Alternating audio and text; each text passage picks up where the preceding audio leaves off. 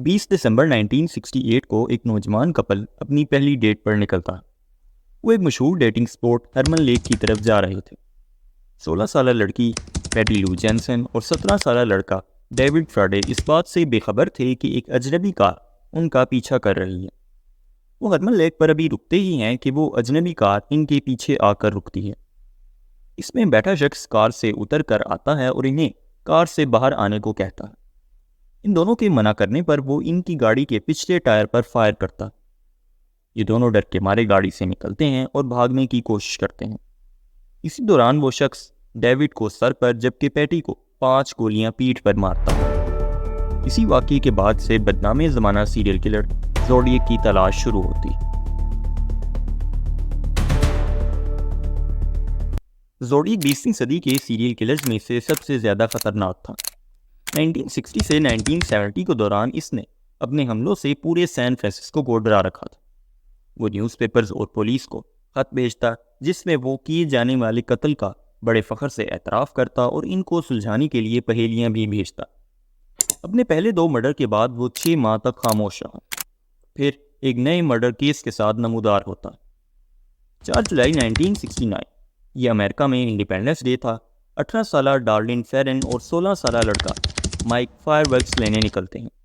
रास्ते में वो नोटिस करते हैं कि कोई शख्स कार में इनका पीछा कर रहा है। वो दोनों इसे धोखा देने के लिए ब्लू रॉक स्प्रिंग पार्क की पार्किंग में टर्न लेते हैं, मगर वो शख्स भी बिल्कुल इनके बराबर में आकर कार पार्क कर देता है, लेकिन कुछ सेकंड्स में ही फिर वो चला जाता है। वो दोनों अभी सुख का सांस लेते ही हैं कि वो शख्स दोबारा आता है और इस दफ़ा इनका रास्ता रोककर गाड़ी बिल्कुल पीछे पार्क कर देता है। इस शख्स के पास फ्लैशलाइट थी जो वो इनके चेहरों पर मारता है। दोनों को लगता है कि शायद ये कोई पुलिस ऑफिसर है, मगर वो शख्स करीब आते ही इन पर कई फायर्स करता है और फिर फरार हो जाता है। डार्लिन मौके पर मारी जाती है जबकि माइक पुलिस को जख्मी हालत में मिलता है। माइक ने ज़ोडिएक को देख लिया था, लिहाजा पुलिस ने माइक की मदद से ज़ोडिएक का स्केच हासिल कर लिया। इसी दिन कत्ल के बाद रात 12:40 पुलिस को एक कॉल आती है। ये कॉल फ़ोन बूथ से की गई थी, मगर कॉल करने वाला शख्स कुछ कहे बगैर फ़ोन काट देता है। ये ज़ोडिएक की जानिब से पुलिस को की जाने वाली पहली फ़ोन कॉल थी। इस वाक़ये के तकरीबन 1 माह बाद 1 अगस्त 1969 को ज़ोडिएक 3 न्यूज़पेपर्स को लेटर लिखता है, जिसमें वो हरमन लेक और इंडिपेंडेंस डे को मारी जाने वाली लड़की के मर्डर की जिम्मेदारी कबूल करता है और सबूत के तौर पर कुछ ऐसी डिटेल्स बताता है जो सिर्फ पुलिस जानती थी। इन लेटर्स के साथ एक इनकोडेड मैसेज भी भेजता है और इस साइफर को अगले दिन अखबार में छपवाने की मांग करता है। ये साइफर इंटेलिजेंस एजेंसी को डिकोड करने के लिए भेज दिया जाता है, मगर ये डिकोड नहीं हो पाता। लेकिन अगले दिन न्यूज़ में छपते ही सैन फ्रांसिस्को का एक कपल इसे डिकोड कर लेता है, जिसमें लिखा था, I like killing because it is so much fun. It is more fun than killing wild game in the forest because man is the most dangerous animal of all to kill. Cipher में मजीद लिखा था कि वो after life में believe करता है और जिन लोगों को वो मार रहा है वो तमाम लोग मरने के बाद आने वाली ज़िंदगी में इसके गुलाम होंगे। न्यूज़पेपर को लिखे गए लेटर्स की 2 माह बाद तक खामोशी रहती है, मगर फिर वो एक नए केस के साथ नमूदार होता है। 27 सितंबर 1969 को एक कॉलेज कपल पिकनिक मनाने ब्रीसा लेक के किनारे मौजूद था। 20 साल ब्रायन हार्टनेल और 22 साल सिसिलिया शेफर्ड नोटिस करते हैं कि कोई शख्स इनके करीब आ रहा है। इसने काला कोट पहन रखा था जिस पर ज़ोडिएक का सिंबल बना हुआ था। वो इनके करीब आकर गन निकालता है और फिर गन के जोर पर दोनों को बांध देता है। इसके बाद वो चाकू से इन पर कई वार करता है। ये सोचते हुए कि ये मर चुके हैं, वो गाड़ी की तरफ जाता है और इस पर एक मैसेज लिखकर फरार हो जाता है। इस मैसेज में जगह का नाम, डेट, टाइम और हथियार का नाम लिखा था। एक मछेरे को जब ये दोनों मिलते हैं तो जिंदा थे। हॉस्पिटल में सिसिलिया दम तोड़ देती है जबकि ब्रायन बच जाता है, जो पुलिस को पूरे वाक़ये की डिटेल्स बताता है।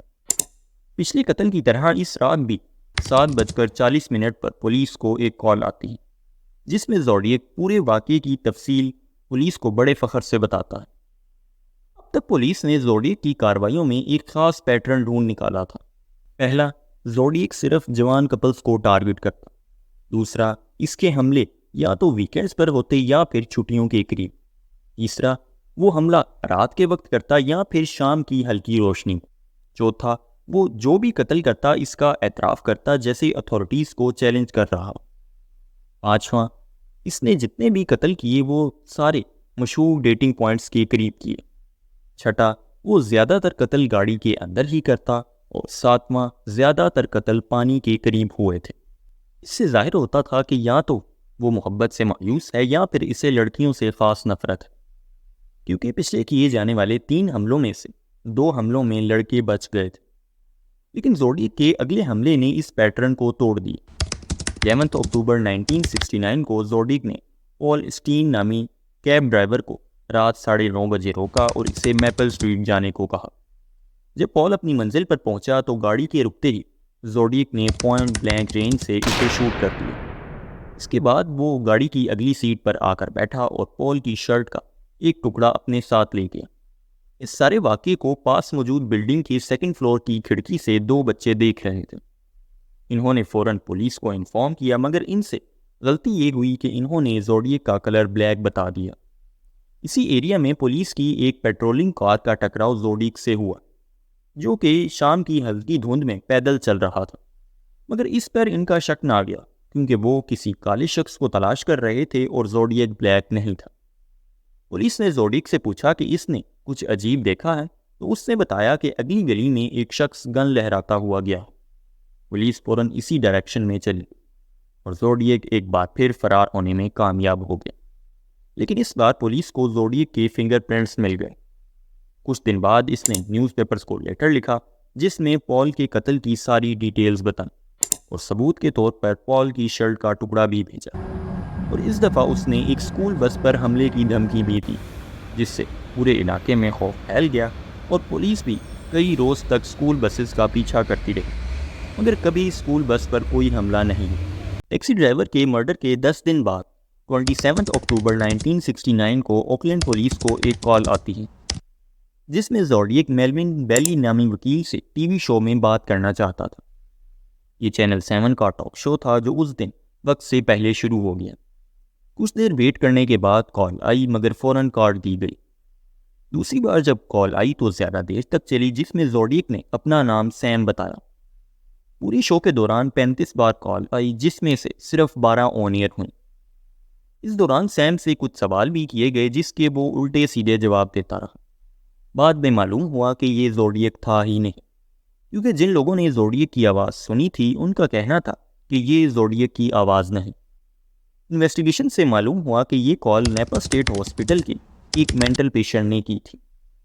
टीवी शो ड्रामा के बाद ज़ोडिएक ने न्यूज़पेपर को 2 और लेटर लिखे। इन लेटर्स में इसने बताया कि टीवी शो में उसने कॉल नहीं की थी और मज़ीद उसने धमकी दी कि उसने एक बॉम्ब बना लिया है जो उसकी बेसमेंट में मौजूद है। पूरे लेटर में पुलिस के लिए सिर्फ यही एक काम की चीज़ थी कि बॉम्ब बेसमेंट में है। बॉम्ब बेसमेंट में होने का मतलब था कि ज़ोडिएक किसी अपार्टमेंट में नहीं बल्कि एक घर में रहता है जिसमें बेसमेंट भी मौजूद है, और उन दिनों बेसमेंट बे एरिया में इतनी कॉमन नहीं थी, यानी ज़ोडिएक बे एरिया में नहीं रहता था। पुलिस ज़ोडिएक के करीब हो रही थी। इन लेटर्स के 5 माह बाद 22 मार्च 1970 को हाईवे पर कैथलीन जोन्स नामी खातून को अगवा करने की एक शख्स कोशिश करता है, मगर वो औरत खुशकिस्मती से भागने में कामयाब हो जाती है। जब पुलिस इसे ज़ोडिएक का स्केच दिखाती है तो वो इसे फ़ौरन पहचान लेती है। अगले 4 सालों तक वो पुलिस को कई लेटर्स और साइफर्स भेजता रहता है। किसी में वो मर्डर्स की डिटेल्स लिखता तो किसी में मूवी के रिव्यूज़ लिख देता। इसने अपना आखिरी खत 20 जून 1974 को लिखा, जिसमें उसने कुछ यूँ लिखा, मी 37 और SFPD 0, यानी मैंने 37 कत्ल किए, जबकि सैन फ्रांसिस्को पुलिस डिपार्टमेंट का स्कोर 0 है। जबकि पुलिस का कहना था कि वो ज़्यादा नंबर बता रहा है, जबकि ज़ोडिएक के तरीके से किए जाने वाले सिर्फ 5 कत्ल ही हुए हैं। पुलिस और CIA ने ज़ोडिएक के बिहेवियर से और कत्ल करने के अंदाज से ये पता लगा लिया था कि वो कोई मामूली शख्स नहीं है, बल्कि मिलिट्री ग्रेड की नॉलेज रखता है, और साइफर का एक्सपीरियंस भी इसने मिलिट्री में ही हासिल किया होगा। इसके अलावा क्राइम सीन से मिलने वाले फुटप्रिंट्स जिस जूते के थे वो विंग वॉकर था, जो किसी मिलिट्री स्टोर पर मिलते हैं। ज़ोडिएक ने पूरे अमेरिका में खौफ फैला रखा था और इसे खासी अटेंशन मिल रही थी। लिहाजा कुछ लोगों ने अटेंशन हासिल करने के लिए ज़ोडिएक होने का झूठा दावा भी किया, जिससे पुलिस के लिए असल ज़ोडिएक की तलाश मज़ीद मुश्किल हो गई। शुरू में पुलिस का शक आर्थर ली एलन नामी शख्स पर गया। बहुत से सबूत इसके खिलाफ थे। एक तो इसका मिलिट्री बैकग्राउंड था और दूसरा ये कि इसके पास से एक घड़ी मिली थी जिस पर ज़ोडिएक लिखा था और ज़ोडिएक का सिंबल भी बना हुआ था। लेकिन इसकी हैंडराइटिंग और फिंगरप्रिंट्स ज़ोडिएक से मैच नहीं हुए। कई साल पुलिस की कस्टडी में रहने के बाद वो 1992 में मर गया। दूसरा सस्पेक्ट रिचर्ड गायकवॉस्की था, जिसकी शक्ल ज़ोडिएक से मिलती थी मगर फिंगरप्रिंट्स ज़ोडिएक से मैच नहीं होते थे।